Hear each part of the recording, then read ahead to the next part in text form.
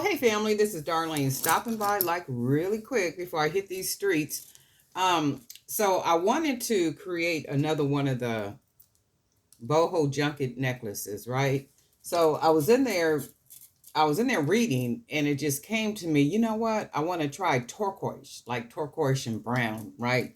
So this is what I came up with for the turquoise and brown. And because I do have a lot of the turquoise beads, the howlet turquoise beads left, I am going to make a couple more, but the brown will be a darker brown, and then I'll probably will do brown, and then try to mix like a turquoise color with the brown for the bead.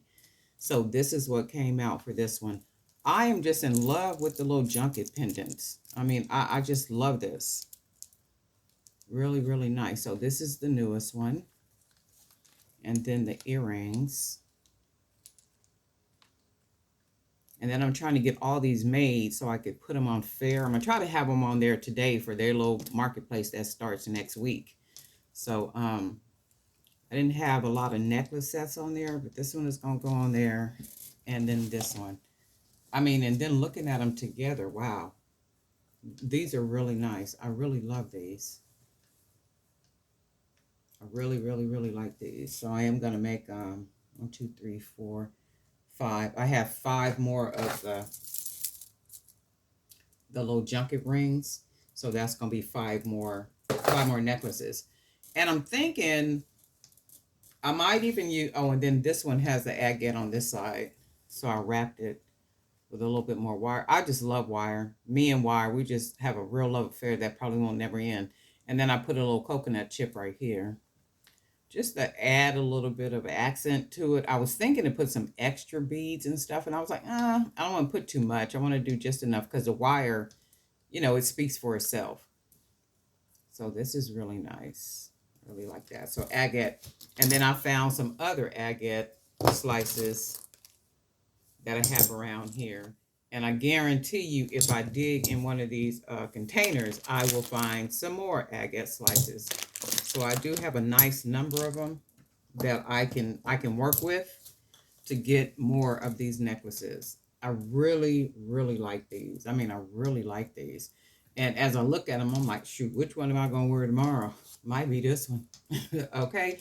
Because after I go run and do my little errands and stuff, I'm going to come back and do my hair. That's going to take a couple of hours because I got to wash it. I got to condition it. Then I got to twist it, put the twist in it. Then I have to let it dry, take it out, do this whole routine to it. And then I am back to the regular hair. Okay? But it's a chore doing it. So I said, okay, I'm going to run out, go do my little errands. I do need to get some more, a couple of supplies, not a lot, but a couple of things I need to pick up real quick. And if I find some beads, I'll pick them up, but I don't absolutely positively need beads. But if I happen to see something, I'll pick them up. And right here, you can see I still have beads that I never use. And then over here, there's other beads that I bought in that last haul that I haven't used yet. So I've basically been using the beads that I already have, in addition to, painting and doing my own beads. There is something about just doing the beads really truly make whatever it is that you're making. Somebody had a post up. I saw something the other day, and somebody was selling like beads. I mean, they had like thousands and thousands of beads, right? And I was looking at that, and I thought to myself, thousands and thousands of beads. That means probably hundreds of people are going to be buying those beads. That means hundreds of people are going to more than likely be having the same product. Well, not the same product, but it kind of looks the same because of the beads. The beads are the same beads. So what makes pieces more unique is the beads. And as I kind of do my little research and stuff, I don't see a lot of people that are doing handmade use the bigger beads, because I was researching last night for some beads bigger than 25 millimeter. And I did find some. And as I'm out and about doing my little errands this morning, by the time I come back home, my decision will be made to if I'm going to buy those beads or not. And I think I am going to, only because of the plan that I have for the jewelry, and then the environments that I want the Jewelry by BDK collection to be a part of. So they do have to be grand. They, meaning my pieces, have to be grand. They have to literally speak for themselves. I shouldn't have to say anything about what it is that I'm selling.